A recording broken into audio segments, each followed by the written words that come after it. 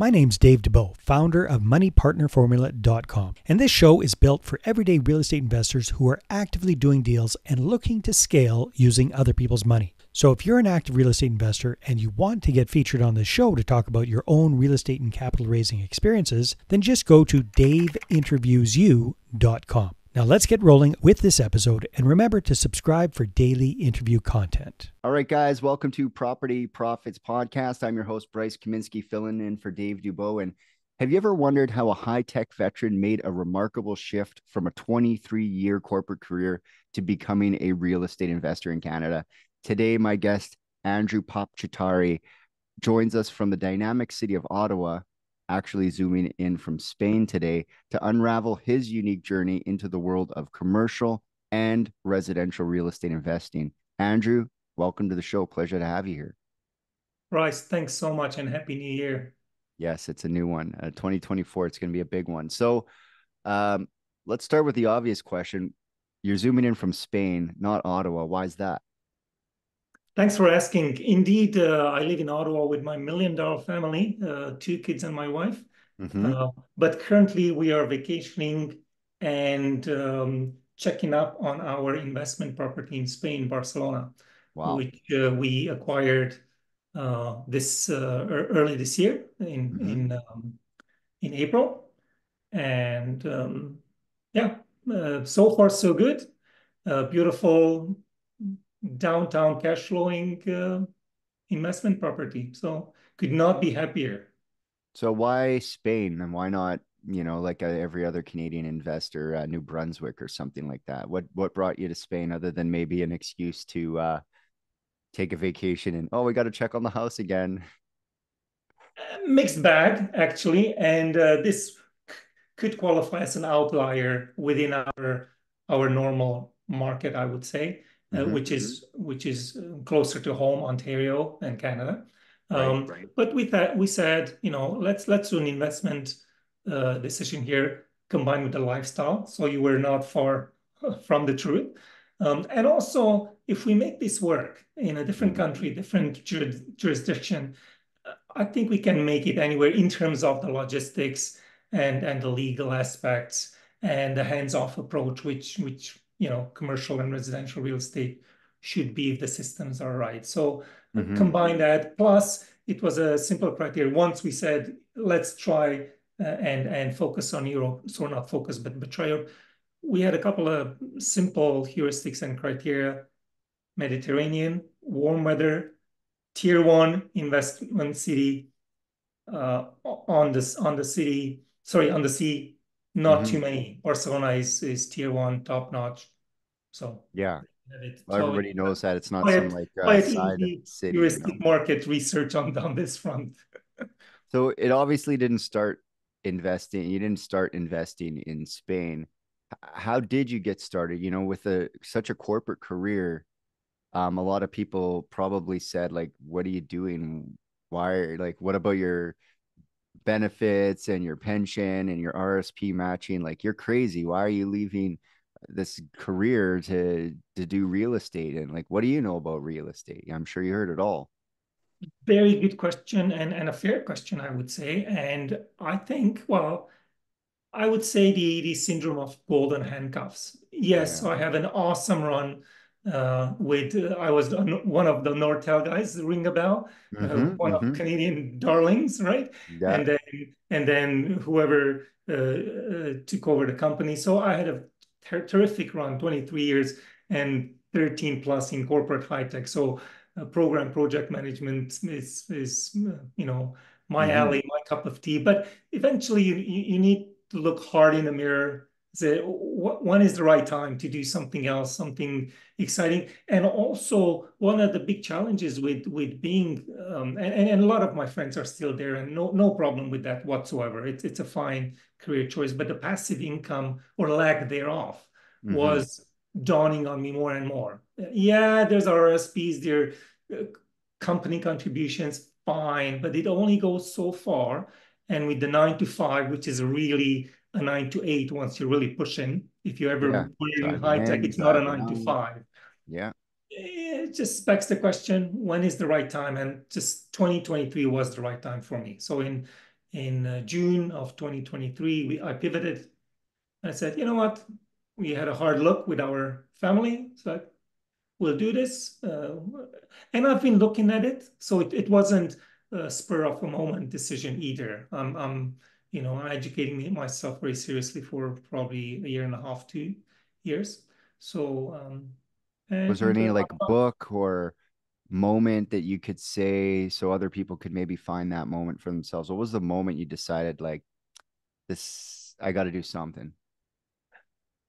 for me, and it's personal and it's Yeah. subjective plus subjective, but for me, I can clearly see that I can leverage my previous career. I'm Hmm. good with numbers. I'm a people person. I can work with people. I can make Hmm. deals. Um, Strong, structured mindset, I would say, Hmm.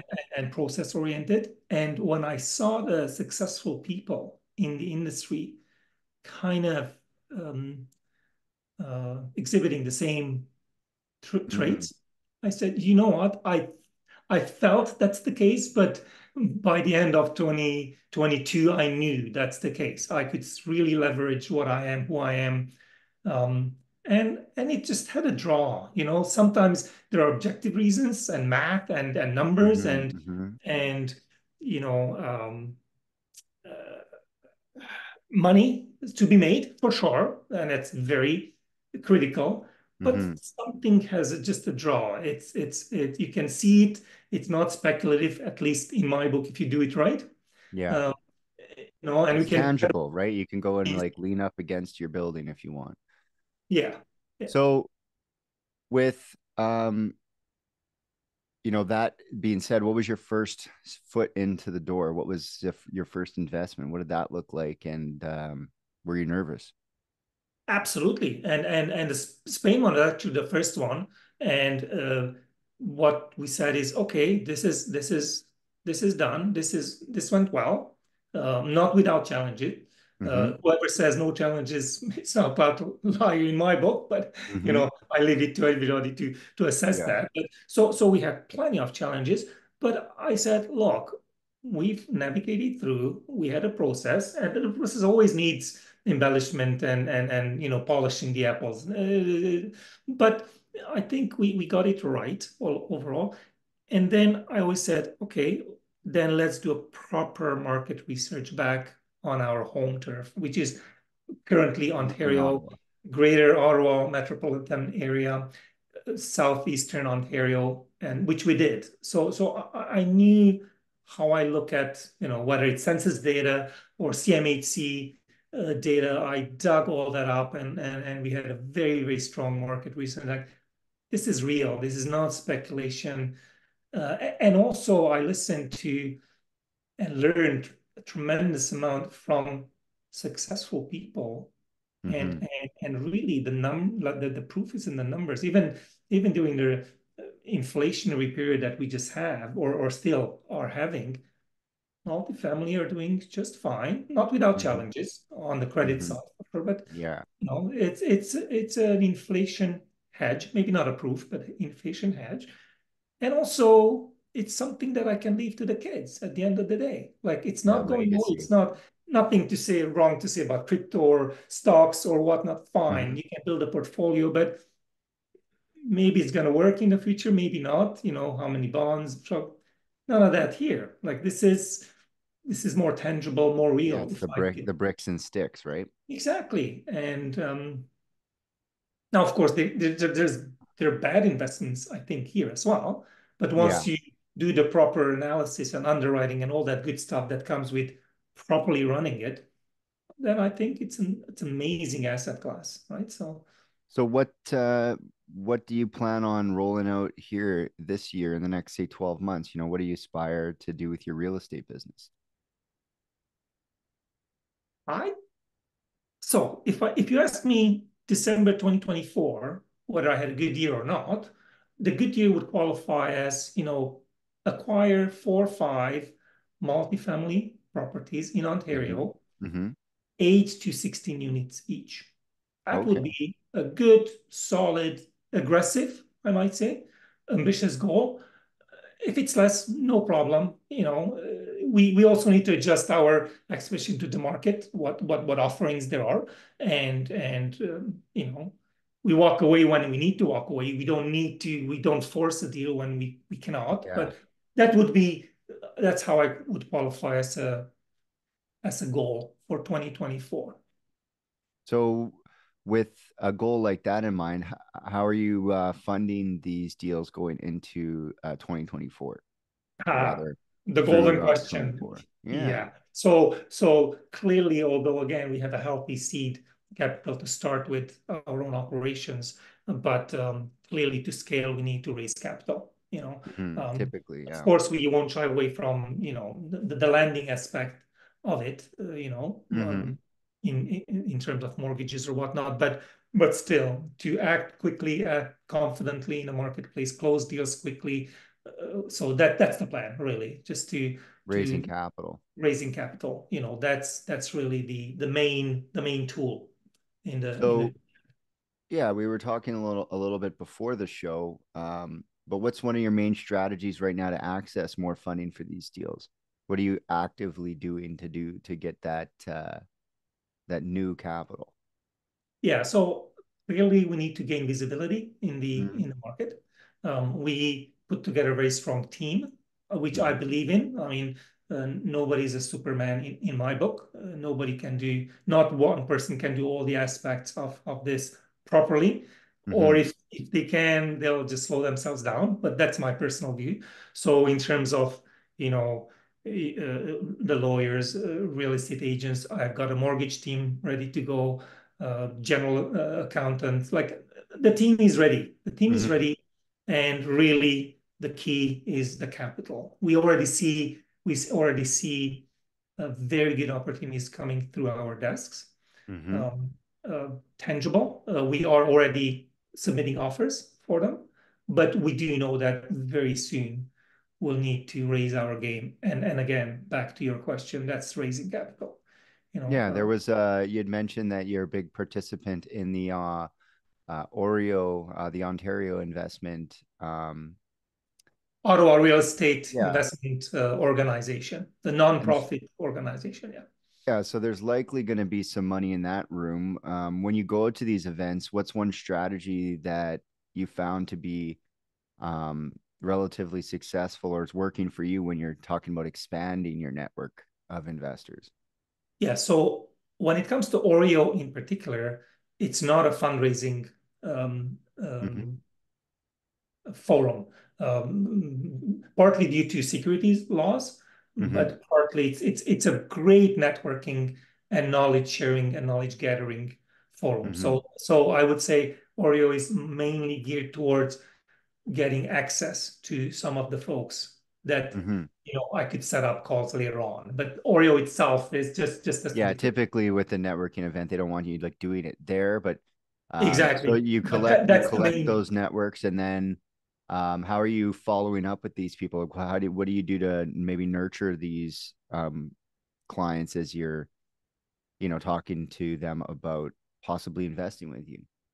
Yeah, so we are putting in that very system that you're asking about. So we Mm. are we are having our own list of potential investors, and then of course we want to. I don't want to say automated, but apply the proper internal CRM structures so that it's done professionally, right? And we don't Mm-hmm. want to overwhelm people with calls or calls because they're like, oh my God, versus, but still. At the end of the day, I believe we need to create good, solid, healthy relationships. Mm-hmm. And then if the potential investors sees our quality, what we can offer, I think if we set the proper structure in place, that's gonna yield to raising capital successfully. Again, ask me in 6 months or sooner, hopefully, whether Yeah, that you never that know, right? belief will materialize. But we are not gonna push for to have money. No, that's ridiculous. That's not in my book. That's not the way to do it. Yeah, We you have need to to kind of figure out offer the something. partnership. Yeah. Exactly, and we need to offer something that's a demand on somebody Mm. else's books, right? Create that demand, show that we can fill that demand. And So then the logic is, yeah, go ahead. I was just gonna say, speaking of like fulfilling that demand, when it comes to deals, are you a find the deal person or and then the money, or do you prefer to have the capital kind of lined up and then you go looking for deals? Because obviously The the latter, deals I would are the say. I would say, so if I throw in a cliche, I'll dig my well before I'm thirsty. mm, Uh, so I would tend to, well, I want to raise the capital first, or even if it's not 100% funded, but line aside, very mm, healthy line aside to have the capital ready and then move. And actually, we walked away from two deals just for that very reason. We were not ready yet on our own to have that sort of capital, mm. although the deal would have made sense, but it was just simply too risky at that situation in our cycle of where we were in our business. I said that's the right call, so So far, with your real estate investing that you've done, when it comes to real estate, what do you think your secret sauce is? What comes easily to you that other people might find difficult to do? I would say make all the complicated underwriting numbers easy to digest. At the Mm, end of the day, even if I'm talking to a more sophisticated investor, accredited hmm. investors, but not everybody is a real estate underwriter. Yeah. In fact, few are, but show them this is the thesis of the offer. This is why it makes sense. This is the market reality. These are the numbers, and you're welcome to, or I welcome to crack open the book and really show the financials. But that ability to translate perhaps complicated, math and Excel spreadsheets to, hey, this is the deal. This is why it makes sense. Feel free to compare to other deals out there, whether it's totally different asset classes or even within the same asset class. And basically that's what we're and simply trust and honesty. Like, at the end of the day, if I'm investing in or investors invest in us, I want to meet them at the local hockey rink. I want to bump into them at the grocery store or whatever, like, person to Hmm. person. I want them to line up for our next deals. How's that? Like Yeah. it's cool to get one person's, 100K, great. I'll sign you up. You're in this deal. But how about in a year's time, they want to get into the next one because we want to be good stewards of their money at the end of the day, right? Yeah. So So, let's do a little bit of we'll have a little fun here. Let's do a little bit of like a rapid fire thing. So oh yeah, freedom or yeah. Let's security? go. Let's see. Freedom or security? Freedom, Single or multifamily? multi, hands down. Do it yourself or hire it out? Hire it out, I would say. And retire or um I guess not retire. Not to turn if it's like active. I've got a Staying decade and a active. half here to go or two. So hey, There we all go. So, yes, that's interesting. So hmm. when we look at it, there's lots we could go on. But ultimately, I think it's best if people, what they want to find out more, they want to reach out to, they want to connect with you. How do they find you? What should they do? Oh, excellent. Maybe I'll leave my email Hmm. address with you. We are our website is gonna come online. Um, Do you have a Instagram or some people will put out their handle on social media, or should they find you on Facebook? What should they do? LinkedIn, email, web. That would be a good starting phase, and then we'll fan out from there. And I'll share that with you. Yeah, and so Perhaps. for the people listening at home, do you want to spell out the last name there so they can find you on LinkedIn? Absolutely. PAPP dash CSATARI. Papp-Csatari. It's a combined Hungarian last name, and There you then go. basically it's mine and my wife's last name combined Very because cool. we are Very cool. equal. There we go. So, yeah, I really appreciate you stopping by, and it just goes to show that the golden handcuffs aren't all that tight. So you can break free should you decide. Maybe it's all in our Absolutely. head, you know? Just don't burn bridges and do it smartly Yeah. and just pick the right time, whatever the right time means. It's different for everybody, but oh yeah, All right. Well, I appreciate your time. And until next time, guys, we'll catch you on the next episode. much appreciated, Bryce. Thanks a lot. Hey there, I really hope you enjoyed that episode. And as always, if you want to listen to more daily interview content, make sure you subscribe. And if you're an active real estate investor and you're doing deals and you'd like to get featured on this show, then just head over to daveinterviewsyou.com. Now at moneypartnerformula.com, we help real estate investors to create a process for predictably getting capital so they can do more deals without relying on hard money lenders or the banks. We do this by building them a private capital marketing system. Now, if you want help turning yourself into a big money capital attraction machine, then book a call with our team to see how we can help. Just visit moneypartnerformula.com to find out more. All right, take care, and we'll see you on the next interview.